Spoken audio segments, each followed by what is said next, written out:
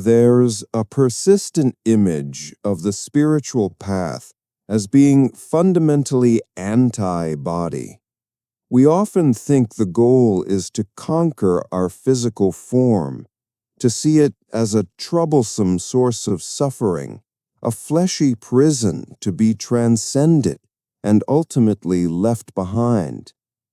But the Buddha's own great breakthrough was the discovery of the middle way, a path that rejected both worldly indulgence and the extreme self-punishment he had practiced for years.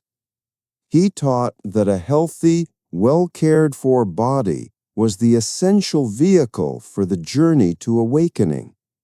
The Vajrayana tradition of Tibet takes this principle even further, viewing the body not just as a vehicle, but as a dynamic, energetic laboratory for the most profound and rapid forms of spiritual transformation. Today, we approach a topic with great respect and caution. We will be exploring the legendary and deeply esoteric Six Yogas of Naropa. These are some of the most advanced and powerful teachings in Tibetan Buddhism. This immediately brings us to two core questions. What are these secret practices, and are they really only for the most advanced practitioners? The answer to the second question is a clear and resounding yes, and by understanding the answer to the first, we will see exactly why. Before we even name the six yogas, we must be absolutely clear. These are the graduate-level, PhD practices of the Tibetan path. They are undertaken only after years or even decades of foundational training, and only under the direct, one-on-one supervision of a qualified and experienced guru. Why? Because these practices do not just work with the thinking mind, they work directly with the raw energy of the subtle body. This is the invisible, energetic infrastructure of our consciousness, a network of channels, nadis, winds or energies or chakras. The theory is that by controlling these subtle energies, one can directly control and liberate the mind with incredible speed. Why? Because these practices do not just work with the thinking mind, they work directly with the raw energy of the subtle body. This is the invisible, energetic infrastructure of our consciousness, a network of channels, nadis, winds or energies, prana, and energy centers, chakras. The theory is that by controlling these subtle energies, one can directly control and liberate the mind with incredible speed. To understand the power and the danger, let's use an analogy. Ordinary meditation is like learning to use the appliances in your house.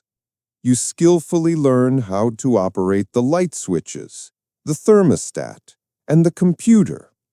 It's safe, effective, and can completely change the environment you live in. The six yogas of Naropa are like being taken into the basement of the house by a master electrician. They open the main power panel and teach you how to work directly with the raw, high-voltage wiring that powers the entire building.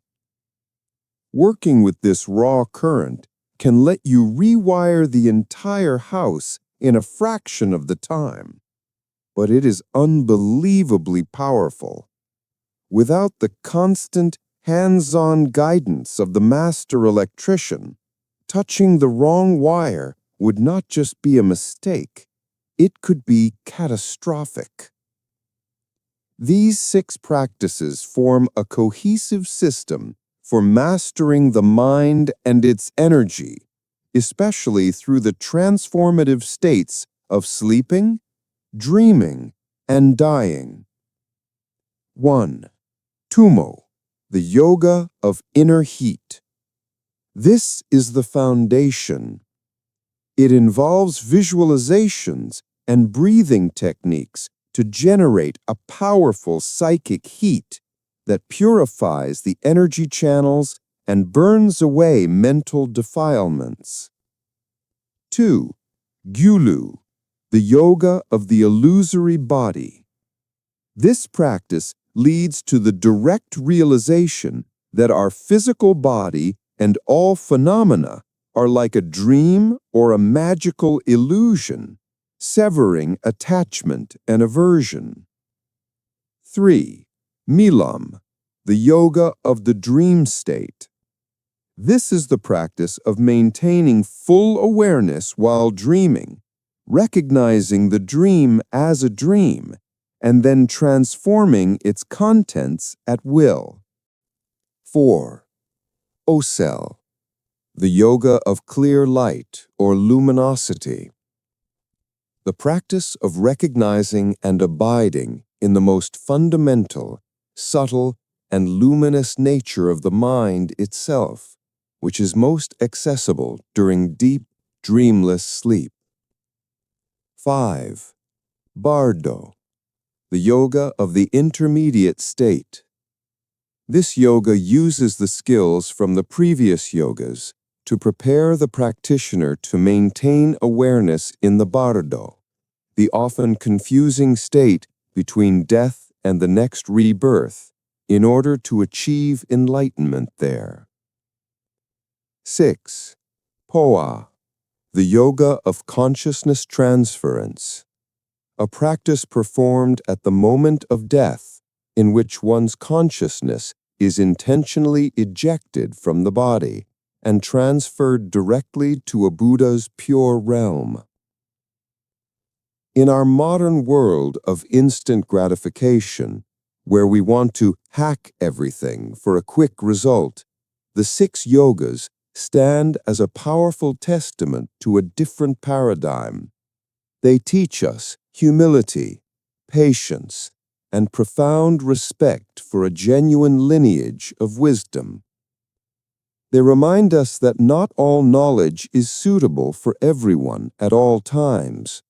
Some truths and techniques are so powerful that they require immense preparation to be handled safely and effectively. The most important "so what" for us is not to fantasize about these advanced practices, but to be inspired by the dedication they demand. The existence of this high-voltage path encourages us to take the foundational work, the ordinary, day-to-day practice of ethics, compassion, and mindfulness with the utmost seriousness. It is this groundwork that builds a house that is safe and stable enough to one day handle a more powerful current.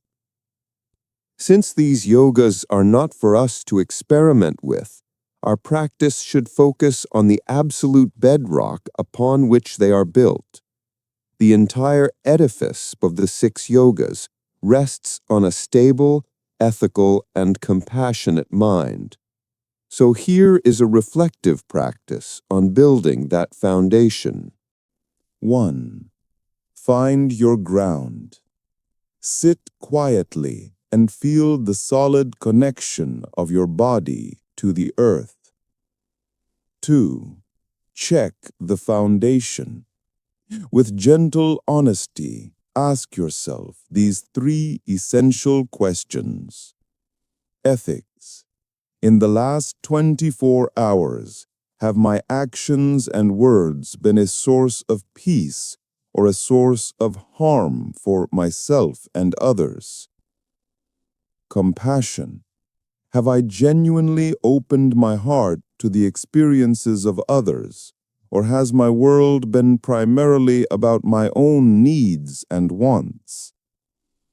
Mindfulness. Has my mind been relatively stable and present, or has it been lost in distraction, anger, or craving? 3. Acknowledge and aspire. Simply acknowledge the answers without judgment. This honest self-assessment is the real work. Then form a simple aspiration. May I strengthen this foundation of goodness, day by day. This is the essential, indispensable practice that makes any further progress on the path possible. The 6 Yogas of Naropa are a profound and secret treasury of contemplative science, a testament to the limitless potential of the human mind-body system. They represent the summit of the Vajrayana path. Their greatest lesson for most of us is not in their specific techniques, but in the profound respect they command for the path itself. They remind us that before we can reach for the summit, we must first learn to walk the path on the ground with diligence, integrity, and a good heart. What does the idea that some spiritual practices require immense preparation and expert guidance mean to you in our modern age of accessible information? Please share your reflections in the comments below. If this exploration was helpful, please subscribe to the Mindful Compass. May we all practice with the skill and wisdom appropriate to our own stage of the journey.